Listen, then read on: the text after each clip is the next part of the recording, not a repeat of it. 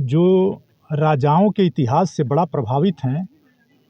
राजाओं के इतिहास, चाहे वो आक्रांता हों और चाहे देश के कितने बड़े राजा हैं, उनसे कह दीजिए मेरे माध्यम से कि वो जाके राजतंत्र फिर कायम कर लें।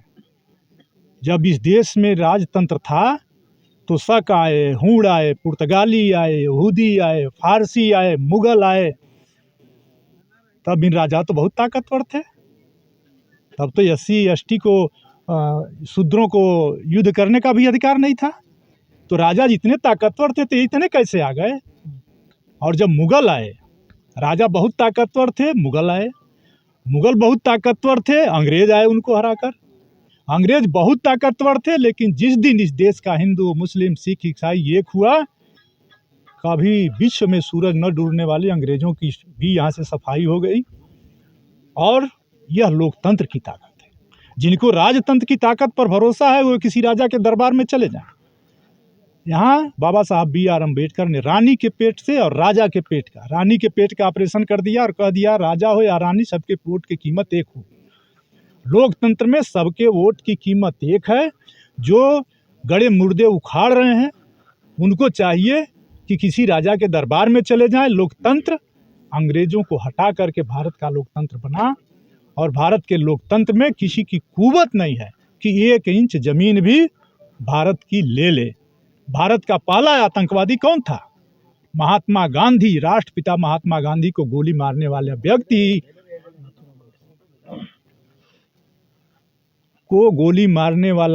ही लोकतंत्र का प्रथम आतंकवादी था, जो आज राज चला रहा है। जी, अभी एक मामला आ रहा है कि जैसे तौकीर राजा हैं, ये कह रहे हैं कि सड़क हो चाहे कहीं भी हो, हम लोग नमाज पढ़ेंगे।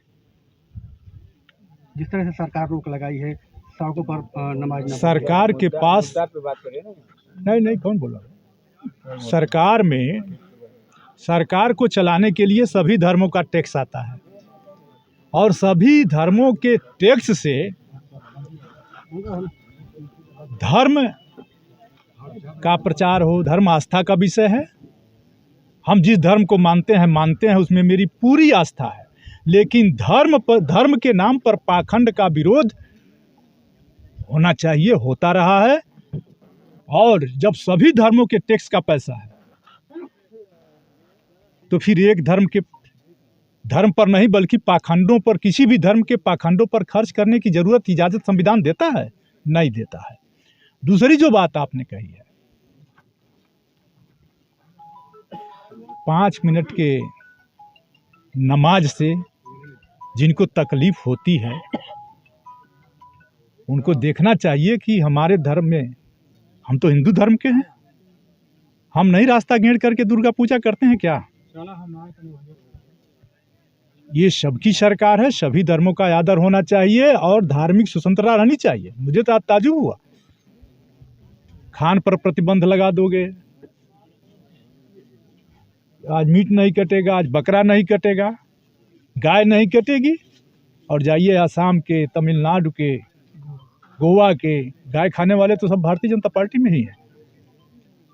तो सबका साथ सबका विकास करने की बात भारतीय जनता पार्टी केवल एक चीज़ की तरफ बढ़ रही है कि रोजी रोजगार, हिंदुओं की रोजी जा रही है, कोई चर्चा नहीं। हिंदुओं के रोजगार जा रहे हैं, कोई चर्चा नहीं। महंगाई से हिंदू मारा जा रहा है, कोई चर्चा नहीं। हिंदुओं को न्याय नहीं मिल रहा है, गरीब उजारे जा रहे हैं, बेटियों के साथ बलात्कार हो रहे हैं, थानों में FIR नहीं हो रहे हैं, गरीबों को बात थाने में नहीं सुनी जाती है, वो भी हिंदू हैं। किसान भी हिंदू है, उसे भी परेशान किया जा रहा है, उसको भी हक नहीं दिया गया। देश का नौजवान, किसान, व्यापारी, वो भी हिंदू है, जिसको लूटा जा रहा है हिंदू करके। इसलिए मैंने पहले ही कहा, बड़का झूठ पार्टी हो गई है भारतीय जनता पार्टी। प्रोपगंडा से सरकार बनाना चाहती है। जिस दिन इस देश का सभी वर्गों का नौजवान उठेगा, जागेगा, जिस दिन सभी धर्मों का नौजवान जागेगा, उठेगा, तो अंग्रेजों को भगा दिया था, भाजपा को भी भगा देगा। हमसे जुड़े रहने के लिए हमारे YouTube चैनल को सब्सक्राइब करें और नई वीडियो की नोटिफिकेशन के लिए बेल आइकॉन को दबाएं। अगर आप ये वीडियो Facebook पर देख रहे हैं तो लाइक जरूर करें और ज्यादा से ज्यादा शेयर करें। धन्यवाद।